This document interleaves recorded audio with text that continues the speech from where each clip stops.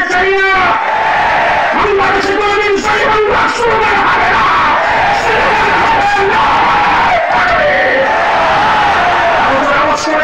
আমাদের স্লোগান হবে।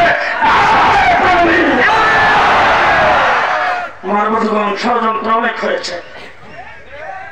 পদত্যাগের পরেই সর্বপ্রথম ঘোষণা দিয়েছেন পুলিশ বাহিনী তারা কাজে যোগদান করবে না। বাংলাদেশ পুলিশ শূন্য হয়ে গেছে। আমাদেরকে ছাগলের 3 বাচ্চা মনে করবেন? সাবধান করে দিলাম।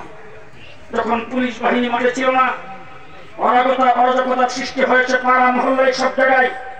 কলেজ ইউনিভার্সিটির ছাত্ররা যেমন পাহাড়দারিতে লিপ্ত হয়েছে, আমার কওমি মাদ্রাসার প্রত্যেকটা ছাত্র পাড়া মহল্লায় রক্ত জাগরণ করে পাহারা দিয়েছে। পরিষ্কার ভাষায় বলতে চাই, কোটার কোনো প্রয়োজন আমাদের আছে? আমরা কি কোনো চাকরি নেই? চাকরির জন্য আমরা দরখাস্ত করবো?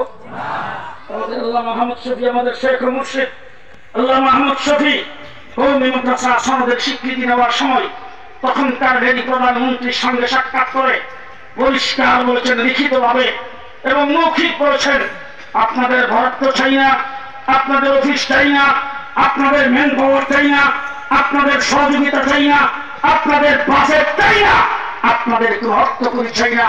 শুধুমাত্র আমরা শিক্ষিত, এটা সাংবিধানিক ভাবে ঘোষণা হবে, আমরা শিক্ষিতের কাছে উঠতে চাই, এটা আমাদের দাবি, আমাদের অধিকার, আমরা অধিকার আদায় করতে চাই। শত শত বৎসর আমরা যেভাবে চলে আসছি সেইভাবে আমরা চলবো। এরপর থেকে আমাদের কোনো বাজেট নাই, আমাদের কোনো কোটার প্রয়োজন নাই, কিন্তু আমরা দেশে প্রেমিক। স্কুল কলেজের ছাত্ররা কোটার জন্য যৌক্তিক আন্দোলন যখন নেমেছেন, তাদের বুক যখন গুলির বক্তব্যে ঘোষণা করতে শুরু করে দিয়েছেন, আমার কওমি মাদ্রাসার ছাত্র একজন ধরে বসে থাকে নাই, রাস্তায় নেমে আসছে। সে আন্দোলনে আমরা 84 জন জীবন দিয়েছি। আমার কওমি মাদ্রাসার 84 জন ছাত্র শাহাদত বরণ করেছেন। ডক্টর ইউনূস সাহেব সেই শহীদের রক্তের উপর দাঁড়িয়ে আপনাদেরকে ক্ষমতায় বসাইছি। বাংলাদেশের রুটে গাড়ে কোথাও ট্রাফিক ছিল না, যখন রাস্তা ঘাটে যানজটের সৃষ্টি হয়েছে, আমরা মাসাধিককাল পর্যন্ত ট্রাফিকের দায়িত্ব পালন করেছি। আপনাদেরকে উদ্ধার করার জন্য বিচারপতিদের দ্বারা কু করতে আসছে, হাইকোর্ট ঘেরাও করে আমরা নস্যাৎ করে দিয়েছি। সচিবালয় আনসারদেরকে দিয়ে ঘেরাও করে তাদেরকে আমরা সেখান থেকে উদ্ধার করেছি। বাংলাদেশের মাটিতে ঘোষণা দিয়েছেন 10 তারিখে আসবেন, বাড়ি সালাম দিয়ে তাদের কোথাও পাওয়া যায় নাই। কোথা মাঠ আমরা দখল করেছি, বন্যার পানি দিয়ে বাংলাদেশের মানুষকে বের ফেলবে। ফেনী, নোয়াখালী, কুমিল্লা, চট্টগ্রাম বন্যার পানি যখন আসছে, সরকার আপনাদেরকে বলতে চাই, আপনারা সেখানে যেতে পারেন নাই। আমার কওমি মাদ্রাসার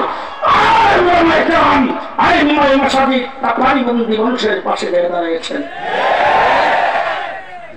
পরিষ্কার ভাষায় বলতে চাই, কোন সুরে কথা বলছেন, কিসের ভয়ে কথা বলছেন? আমি মাওলানা মামুনুল হক সহ বাংলাদেশের উলামায়ে কেরাম যখন গ্রেফতার হলাম, আপনারা দেখেছেন আমাদের কোমরে হাতে পায়ে ডান্ডা বেরি, হাতে পায়ে কোমরে ডান্ডা বেরি আগে আমাদেরকে জেলখানা থেকে সেই কোর্টের মধ্যে হাজির করেছেন। আজকে জানতে চাই, ইউনিয়ন সাহেবেরা মন্ত্রীরা যারা গ্রেফতার হয়েছে তারা জামায় আদৌ করবে আসে কিভাবে? তাদের হাতে, তাদের কোমরে, তাদের পায়ে কেন ডান্ডা বেরি নাই? কেন ডান্ডা বেরি নাই? পরিষ্কার কথা বলছি, কোর্টের সামনে হাজির করবেন। আমরা কোর্ট ঘেরাও